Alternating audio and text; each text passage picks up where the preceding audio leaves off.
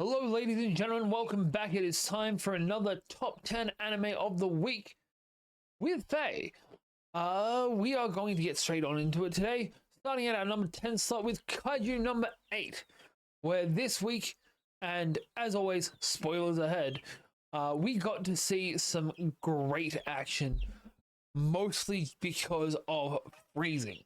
Because we have a new user of the number 6, the most deadly of kaiju numbers, and this one has frost powers, and it was used in such cool ways because as he's running, the guy in the kaiju 6 suit is just freezing everything under his feet. So at one point he just freezes himself to a wall so he can snipe something, and love to see it. But the real MVP is the spiky red-haired Bakugo, not Bakugo, Kirishima, I want to say, as character, who is the hype man for that guy. And he's just like, no, we're not fucking around with this. We're not abandoning him in that armor to be killed by somebody else. And because of this, through the power of friendship, gets the highest efficiency reading that he's ever received. It was a good, fun fighting episode, and that's what gets it our number 10 slot. What gets our number 9 slot, by the way, both of these got an average, an 8 rating, is Fermat's Cuisine, where our boy has decided he's taking 3 different courses for this upcoming gala, where his rival slash friend from his childhood is going to be receiving an award, and everyone else at most is taking on one thing. We're taking on just the meat dish, we're taking on just the soup, we're taking on just the entree, except for our boy who's taking on all 3 in a evolving meal. And all it's making me think of is the first dish that they make in Food Wars. Forgetting what the hell that was called for a second then, because that had the evolving, I want to say it was an onomiyaki. It was the egg rice with the gelatinous cubes falling down on it.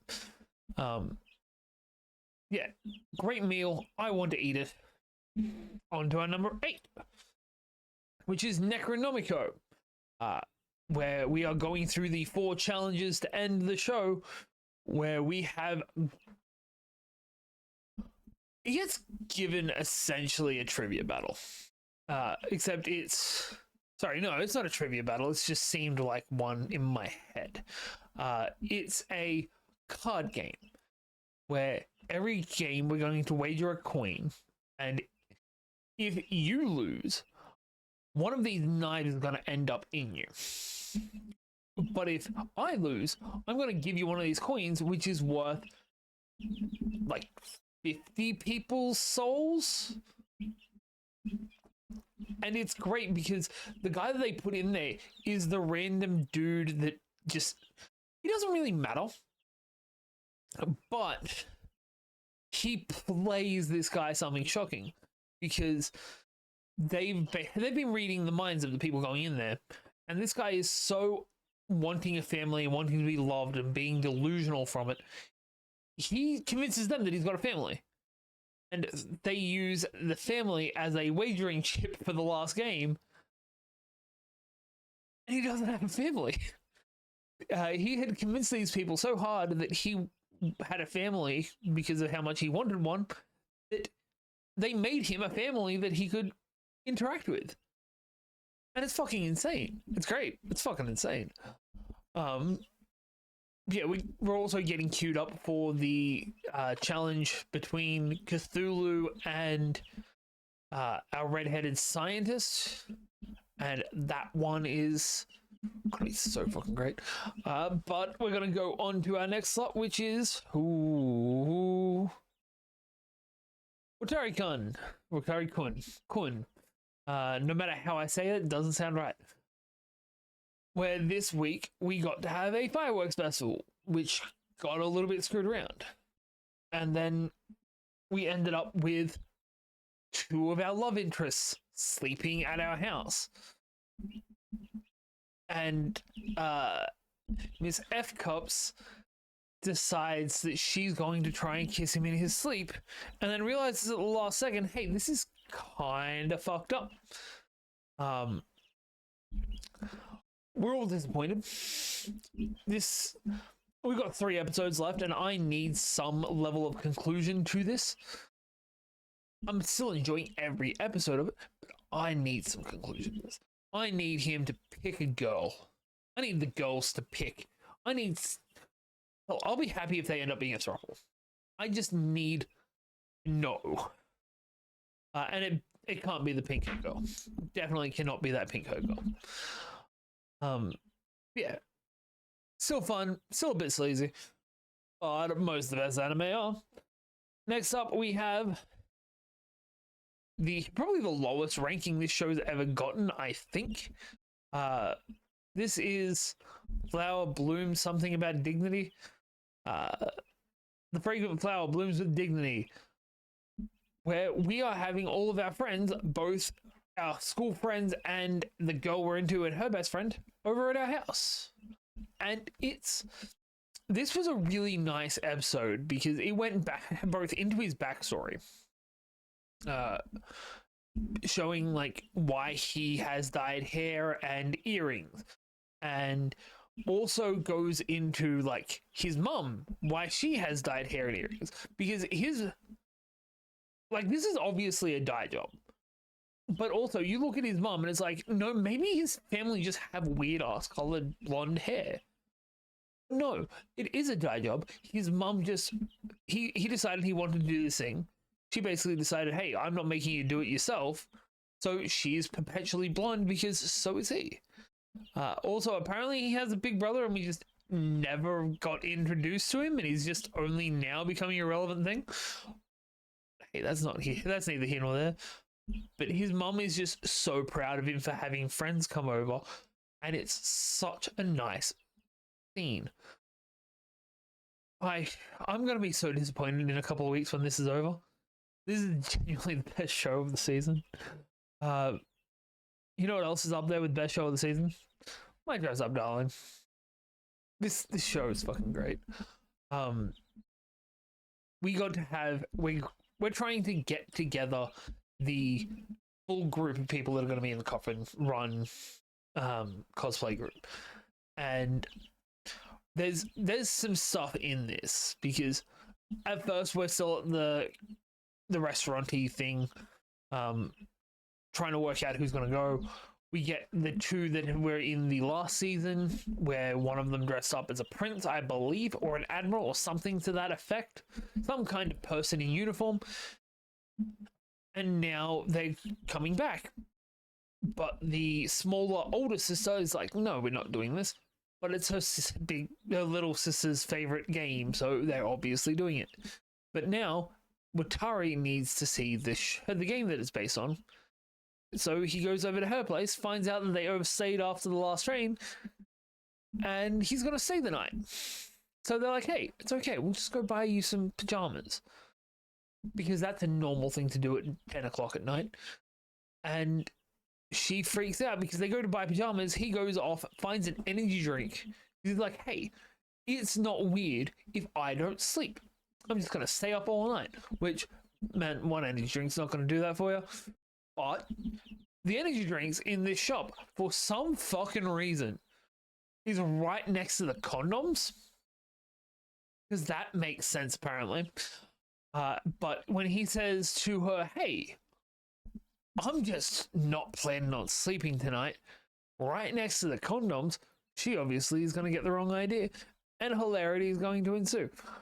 Not for her, but it's excellent to watch. This show makes me want to cosplay. But speaking of shows influencing my feeble mentality and making me want to do things, we have Solo Camping for 2. I haven't brought this show up yet. This show is fucking amazing. This show has made me go out and buy a backyard grill because we have some excellent things that come from the show. The premise of it is simple. Old mate here loves to go camping, doesn't like being around other people. It's his tranquility. The girl is new to camping, doesn't know what she's doing, and he's basically taken her under his wing because she told him, hey, okay, you can still do your solo camping, but how about we make it solo camping for two? And it's been great because she gets taught a bunch of things. She makes him food because she's studying to be a chef. And this picture right here is something that I'd never seen before. This is beer can chicken, where apparently you remove the guts from a chicken, shove a beer can up there, and basically boil the beer, cooking it from the inside out. But the beer helps make the meat really tender and keep the moisture in. Such a weird concept, but I really want to try it. But that's not the point of here. This week's episode, we got to see, on her side of things, Chinese food, because a big thing about this is she likes to put a challenge to herself about what kind of cooking she's doing. And it's the first time that he, and I think his name's Gen, invites her to come camping with him. Every other time it's been she's inviting him or she's tagging along to where he's going. Every time we learn a little bit more. So this week's learning thing was how to probably pack a backpack. Pack it with the heavy stuff at the bottom, probably something stiff against your back, and then yeah, this is the most fun I've had watching something that's so simple like this. Because all it is, hey, we're going camping. This is what you're meant to do. And it's such a great show. It keeps me so wrapped every episode. But she's now inviting her friends along because apparently it seems fun to them as well. The only other thing that really happened in this episode is we found out last episode that Gen has an ex-girlfriend. They were hookup buddies, then they started being more of a thing, but he never took her camping with him. She just came back from I don't know where after being away for 10 years, and now she's going to come for him. And it's going to be a thing. And I can't wait to see this girl fucking win.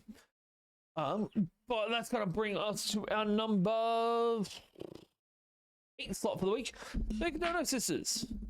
Dealing with the Mikadona Sisters is a breeze. Because this week we got to go to an amusement park.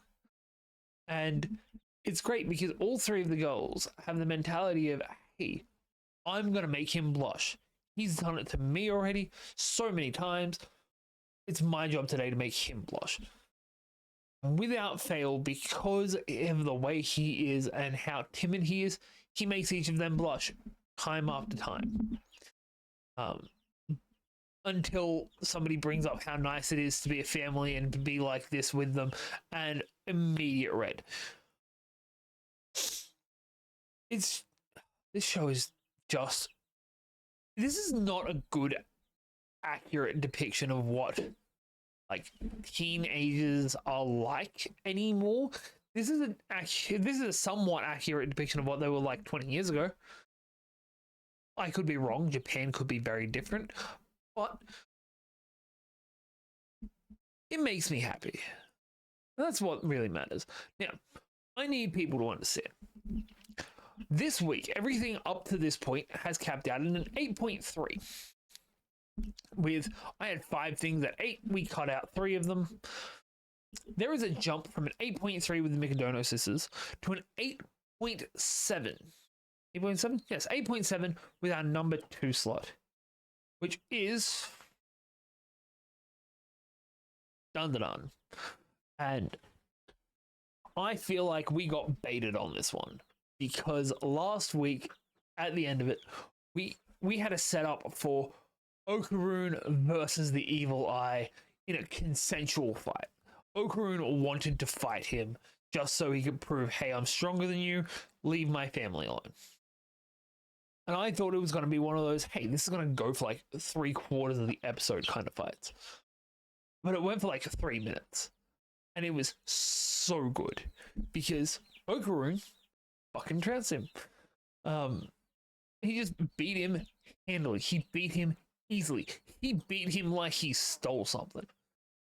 And then he's when the evil eye tried to fight him again, he's like, no, I don't feel like fighting a weak guy. Doesn't even transform. He just goes back to normal mode. Mind you, he can't go back into the Turbo Granny mode, but Evil Eye doesn't know that.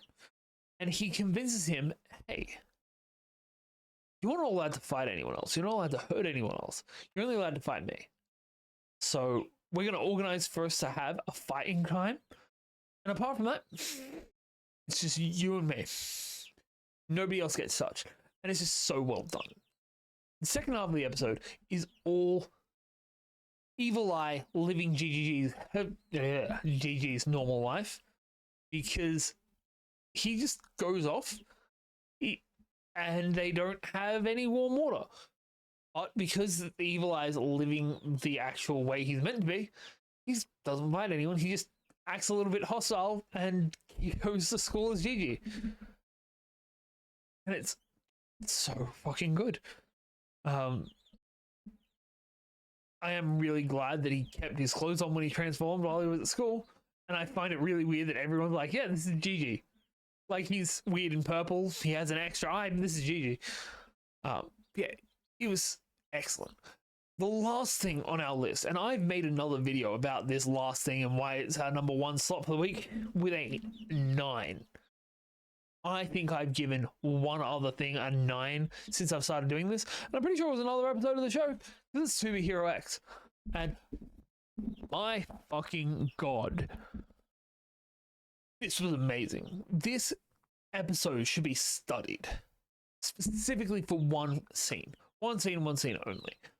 And if you watch this show, you know the scene I'm talking about. So, you know what? Fuck it. We're gonna... I don't know how to pull this up. But we had X actually come into a fight today. We found what I'm pretty sure it is made Nice kill himself, because Nice somewhat indirectly caused the death of Smile, who was the hero that made him want to be a hero. And X came in and fought Dragon Boy, who was he was all feared up, and X came in, and we got to see X actually work, because X's power is he's a reality warper.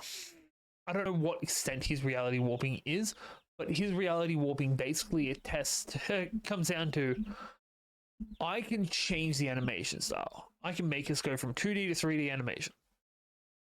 And he does it in such a great way, because he's about to get punched by Dragon Boy. And he clicks, turns the rest of the world apart from Dragon Boy into 3D, scrunches him up like a piece of paper, and throws him into the water. It's just so well done.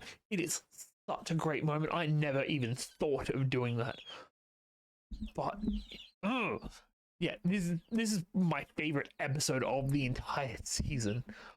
But that's going to do it for this week. If you've enjoyed what you've seen tonight, don't forget to hit that sub button down below. Don't forget to check out To Be Hero X. Do not continue sleeping on this show. But yeah, I've been Faye. You've been awesome, and I'll see you all next week.